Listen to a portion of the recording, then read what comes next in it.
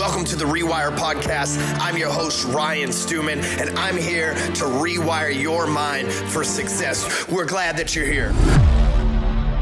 Most people in sales haven't really thought too much about their ideal customer. They'd just be picking up the phone, going to network events, sliding in DMs, trying to talk to anybody with a pulse, right?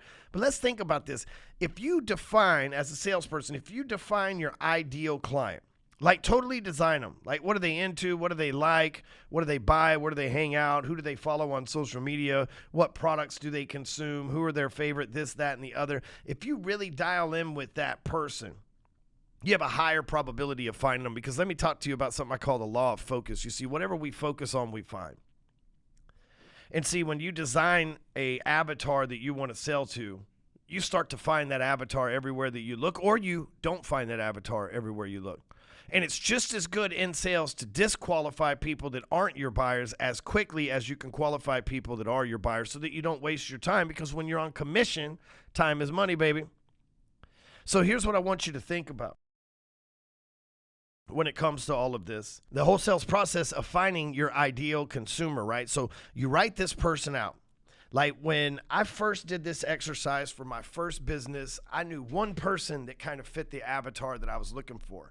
That person's name was Mike. So I wrote out kind of Mike's personality, what Mike would do, how he thought, what he bought, where he shopped at, all the brands that he bought, what he did for fun, what kind of car he drove, what kind of house he lived in, what his family life was like, what his production at work was like, an average day. I'm talking about 5-6 pages of this imaginary fucking person that I kind of knew, that I kind of watched the distance but didn't really know. Just kind of drew this person up.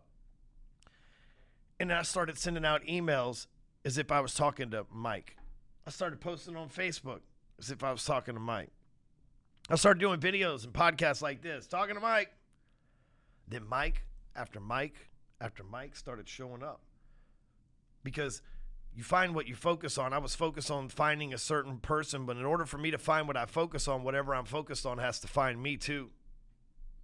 So now I'm speaking a clear, direct language and a path directly to Mike. Mike's showing up because he's finding me, because he's focused on finding a solution. I'm focused on finding a Mike. So when you design an ideal customer, you write them down, and this works for spouses too, by the way. But when you design an ideal customer, you write this down, the law of focus comes into play. And the law of focus comes into play and says, okay, now that you know what you want, I'm going to go and keep your mind open and receptive to signals that will signify that if this is what you want, that you need to lean in and pay closer attention. Just like when you leave a car dealership, you're like, dude, I got this maroon Jeep. Ain't nobody driving maroon Jeeps in my city right now. I'm running shit. You pull up the parking lot, you're like, I'll be damned, there's 5 maroon Jeeps at this red light. They've been there all along. You just weren't focused on them before. The law of focus dictates now that you know what to focus on, you will find it.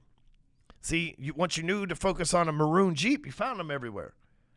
The same thing works for this perfect customer. Now that you know what you want, you'll know where to find it everywhere, and it'll find you too. So go out there, design your perfect customer. That way, communicate with them, speak to them. Every post you make, every email, every video, everything you do is communicating to that ultimate one perfect customer, and you'll find a slew of them.